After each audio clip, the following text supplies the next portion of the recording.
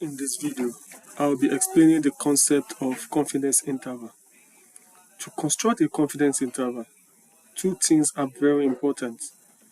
The first is called the point estimate. I'm going to write it as PE, plus or minus the ME, which is called the margin of error. The PE is called the point estimate, and the ME is called the margin of error. So these two are used to construct the confidence interval. So the confidence interval is going to be in this form. The PE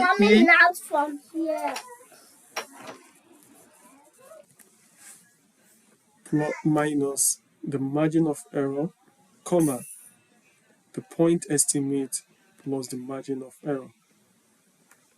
This is the basic concept for constructing a confidence interval.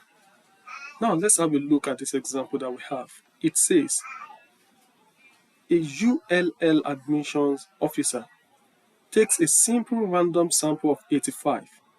So the first information you have is the simple random sample, that is n is equals to 85.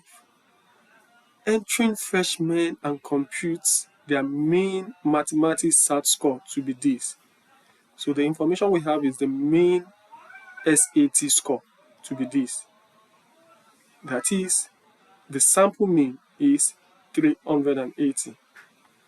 Assume the population standard deviation. This is very important.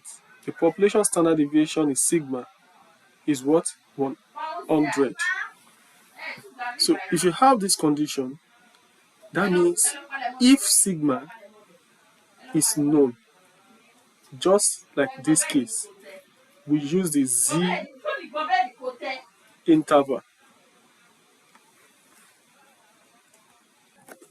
Now, to construct the confidence interval, so are we going to use the Z interval or the A interval? In this case, we are using the Z interval.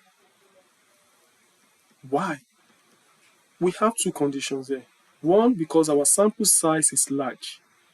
When your sample size is more than 30, this shows that, oh, this can easily go to the normal distribution. And secondly, because our sigma is known. If sigma is unknown, we use the T interval. Now, the second question is, give the 95% confidence interval for the population mean. Now, to do that, we go to, in the calculator TI-8483, you click on Start. This is the Start button. Then you go to Test. So you go to Test.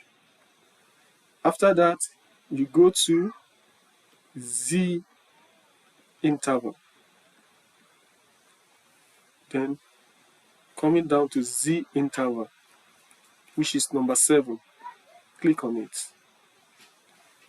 Then you go to Stats. So we have data here. Just go forward to Stats. Click on it. Now it is asking for what is sigma. The value of our sigma is 100. Then it is asking for X bar. Our X bar is 380. And N, which is what? 85. The confidence level is very easy. In this case, we have 95%. So we are using 0.95, just like we have it here.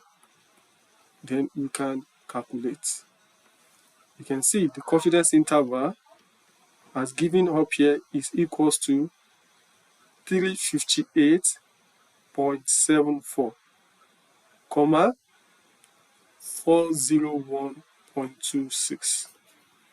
So this is the lower confidence interval and this is the upper confidence interval. You can see how fast and how easy it is. Now let's look at question 3 that says, what is the point estimate? Now we've gotten the confidence interval. How can we get a point estimate? There is a rule that says that what?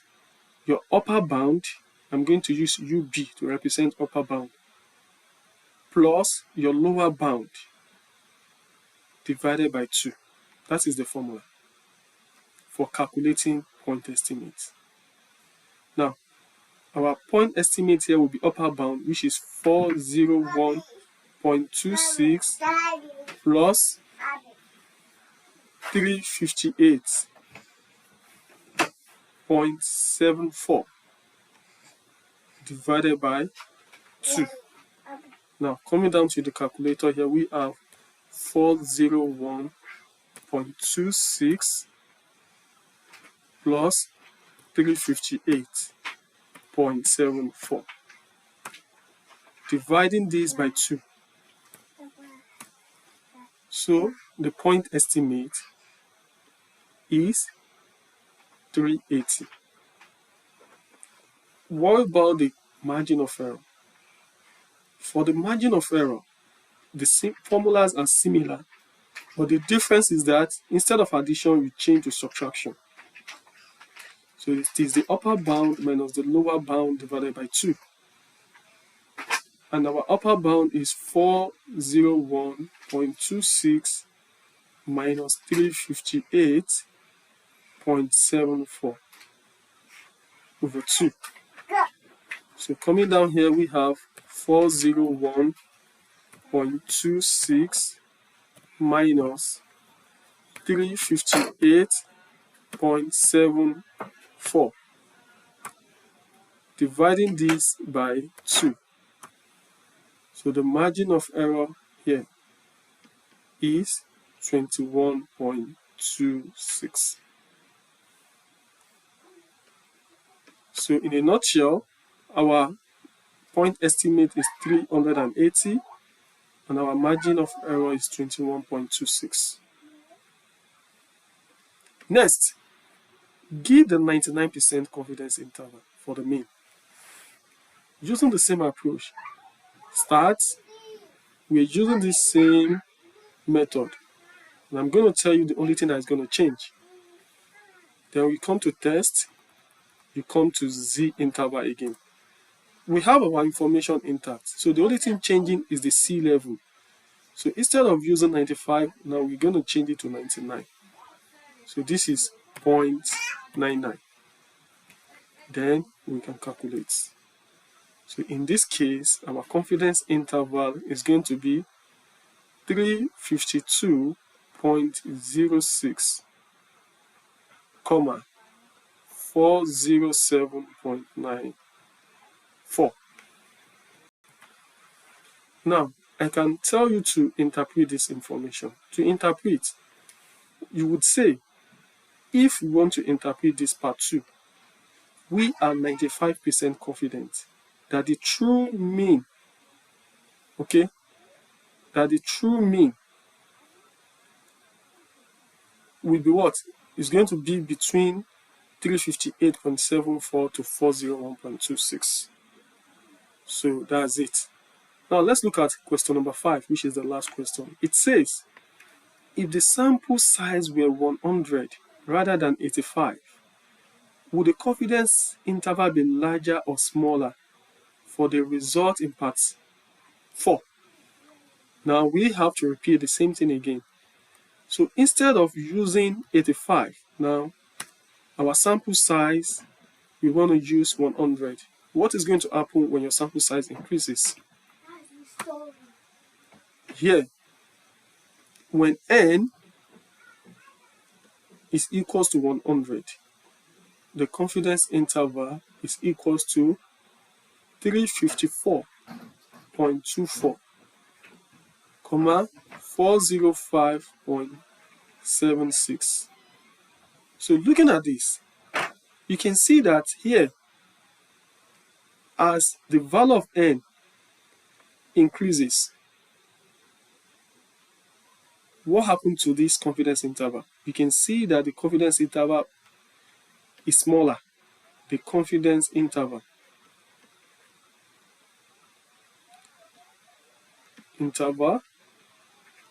is smaller.